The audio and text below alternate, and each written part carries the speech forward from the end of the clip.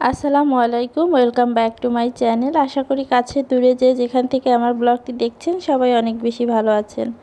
আল্লাহর রহমতে আপনাদের দোয়ায় আমিও ভালো আছি। আর এই তো চলে আসলাম আপনাদের সাথে নতুন আরেকটা ব্লগ, আরেকটা দিন শেয়ার করার জন্য। আজকে সকালে কোনো ঝামেলা করা হবে না, পাউরুটি আর কলা খাবে সবাই। আর এটা রাতের বেলা আনা হয়েছিল, আমার আর উঠাতে মনে ছিল না, টেবিলের উপরে ছিল। এই তো ওয়েট টিস্যু। বাবুর আর সকাল সকাল চলে আসলাম আজকে রান্না করতে। আজকে সকালে আবার আরেকটা ঝামেলা হয়ে গেল, স্কুলে গেল, ছেলেকে সকালে রেডি করে পাঠালাম।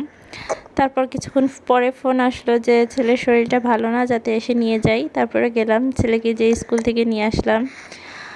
আর স্কুল থেকে এনে তাড়াতাড়ি রান্না বসায় দিলাম, যেহেতু শরীরটা ভালো না। ছেলে কি খাবে দুপুরে, তাই মুরগির মাংস রান্না করলাম আর আমাদের জন্য কলমি শাক রান্না করলাম। আর যেহেতু ছেলের শরীরটা ভালো ছিল না, তাই মনটাও ভালো ছিল না, বেশি কিছু রান্না করতে ইচ্ছা করতেছিল না।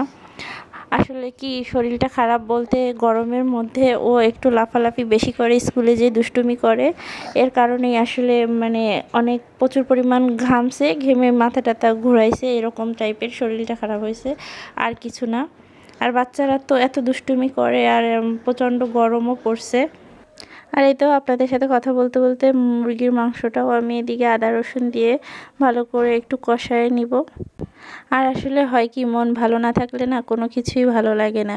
আজকে যেহেতু মনটা খারাপ ছিল, মাংসটাও আমার কাছে মনে হচ্ছিল যে তেমন ভালো হয়নি। আর ওর বাবাও দুপুরে আজকে খেতে আসেনি, এর জন্য আজকে অল্প রান্না বান্না, সব কিছুই অল্প। আর ছেলেটারও শরীর তেমন একটা ভালো ছিল না, এর কারণেই আসলে রান্নাটাও ভালো হয়নি, কিছুই আসলে ভালো লাগতেছিল না। তারপরেও রান্না বান্না করতে হবে। আর এই তো রান্না শেষ। আর বিকেলবেলা আবার ছেলেকে নিয়ে একটু আসলাম ছাদে।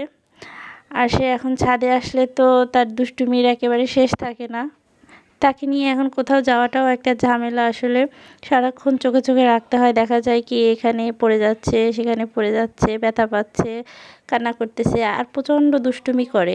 যাই হোক, আজকের ভিডিওটা এই পর্যন্ত। ভালো লাগলে লাইক কমেন্ট শেয়ার করে আমার পাশে থাকবেন। আসসালামু আলাইকুম।